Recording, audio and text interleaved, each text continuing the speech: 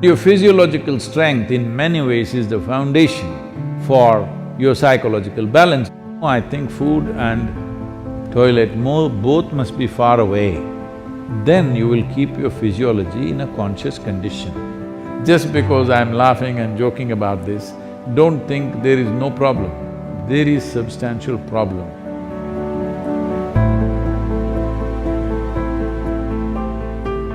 Sadhguru, during the lockdown, we have gained a lot of weight from overeating and no physical activity.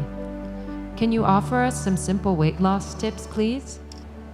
I was in Chennai a few years ago and I was talking to some of the business community in Chennai.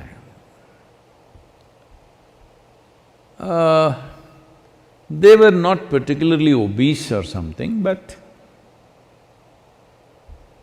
little, trying to imitate the planet.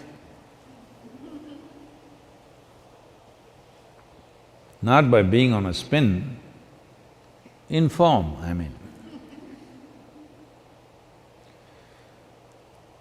So I said,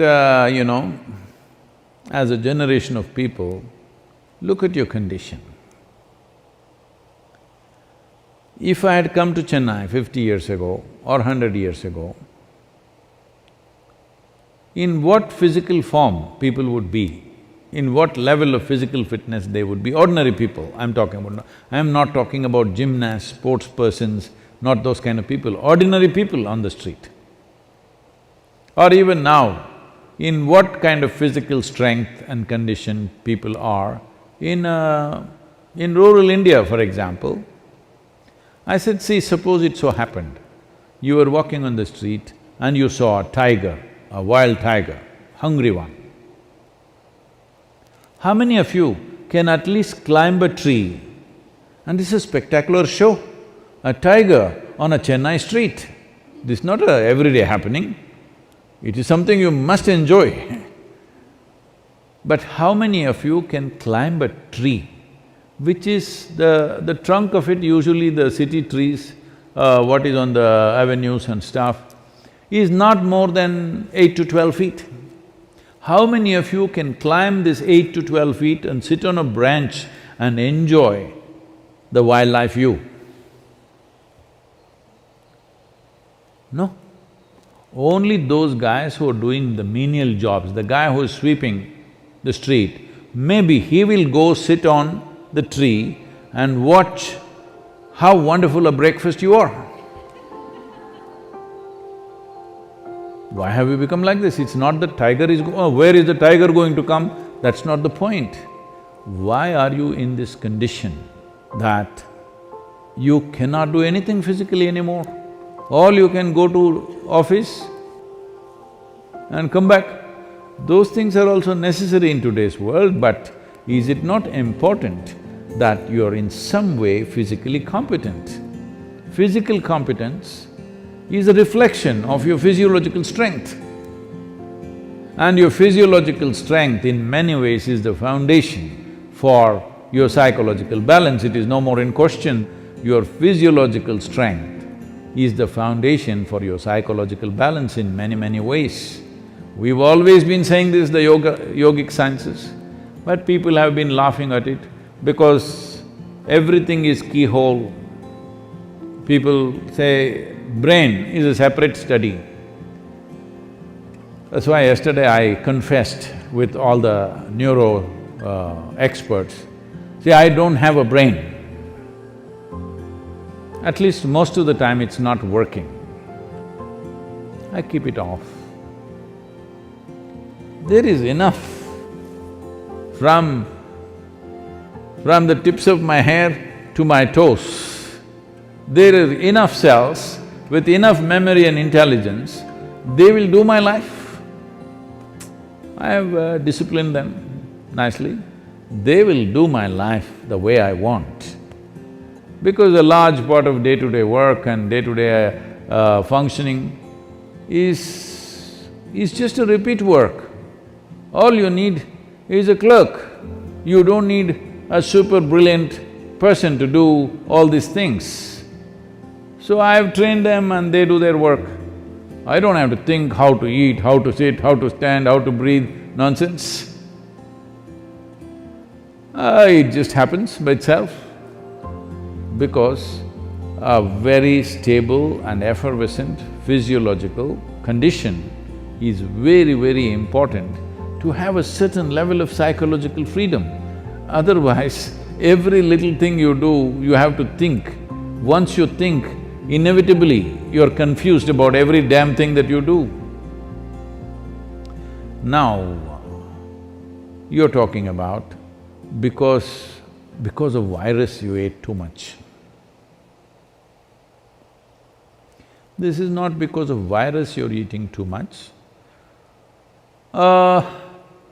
This is a kind of a compensatory activity that, you will see this in the cinema theaters and everything. If you have nothing to do,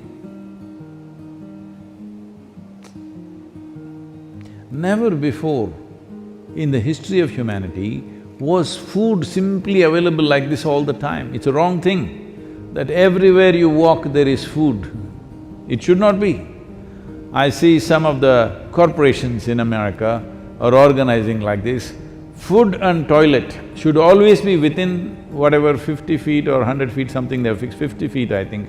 Within 50 feet of wherever you are, there must always be food, and that food is usually 1 month old, of course, and there is a toilet.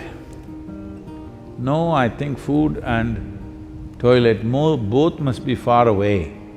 Then you will keep your physiology in a conscious condition. Everywhere there is toilet, it's not good because body has certain resilience. You wanting to run to the toilet is not just physiological, sometimes it may be when the body, at some time it is disturbed, at that time it may be. Otherwise, in normal conditions, it is more a psychological condition than a physiological condition. That all the time you want to message, not because you have something very significant to say, it is simply because it's a release. Similarly, going to the toilet is a release, sexuality is a release, wherever, whenever, whatever, all the time the same things, because you are building up nonsense within yourself all the time. You need a release, all the time release. These things are being openly talked about as part of psychiatry, that you must find release. Why are you pent up? I think in one of the interviews, some journalist was asking me, Sadhguru, what do you do to unwind yourself? I said, what? Why will I wind myself up, first of all? I don't wind myself up and then want to unwind somewhere. What are you? Are you a grandfather clock or something? You wind yourself up.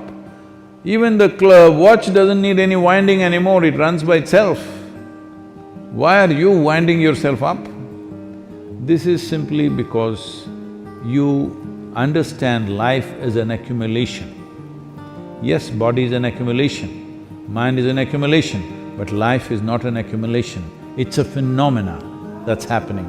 If you have not tasted that phenomena, you know only accumulations, you always think the safety is in accumulation, whether it's wealth, money, this, that, and body. But at least your money you can keep it in the bank, though it may be heavy in your mind. But if you accumulate too much body, you have to carry it around every moment of your life. And in the world today, 30% of the population is malnourished, and around the same percentage of people are obese, overweight. See, you can fix it. The world's problems of malnourishment, you can fix it. So, this practice is there in the Isha Yoga Center.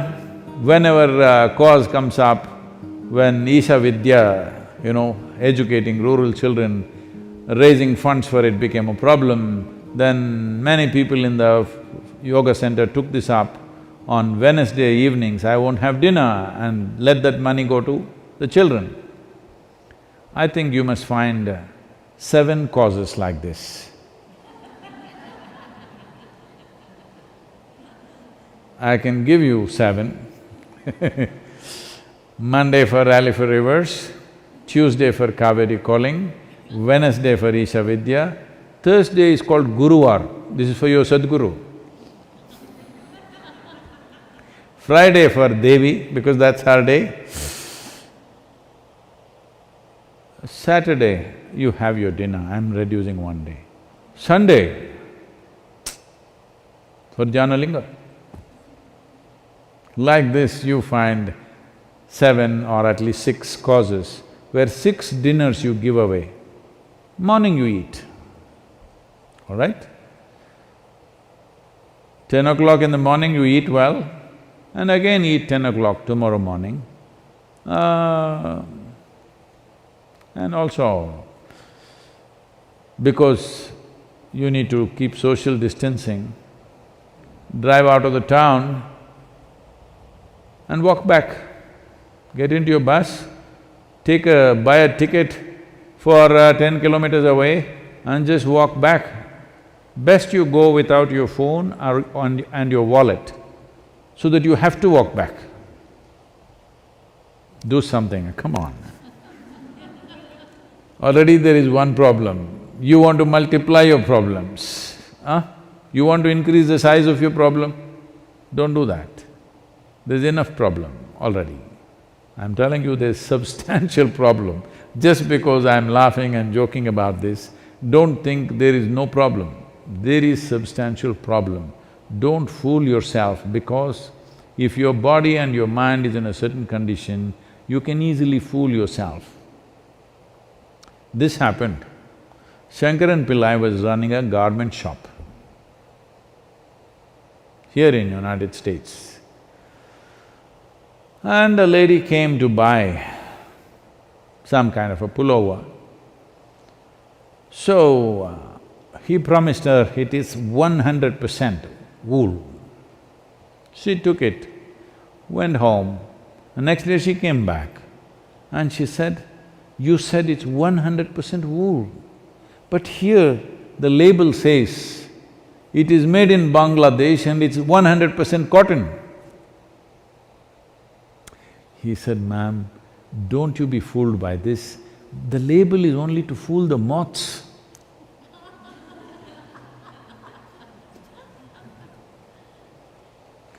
Like this, there are so many labels all over the world, don't go by that.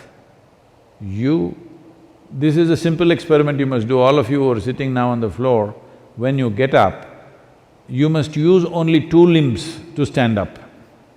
All of you, in your life you must keep this up however old you are. This is a simple test for you. You sit down cross-legged and when you want to stand up, you use only 2 limbs. That means you don't do 4-wheel drive. Just get up with your legs. This much fitness at least you must manage. If you can't climb a tree, there are not enough tigers to, for them to roam in your city. If you can't climb a tree, it's okay, but at least you must be able to stand up. This much fitness you must maintain. Please do that for yourself.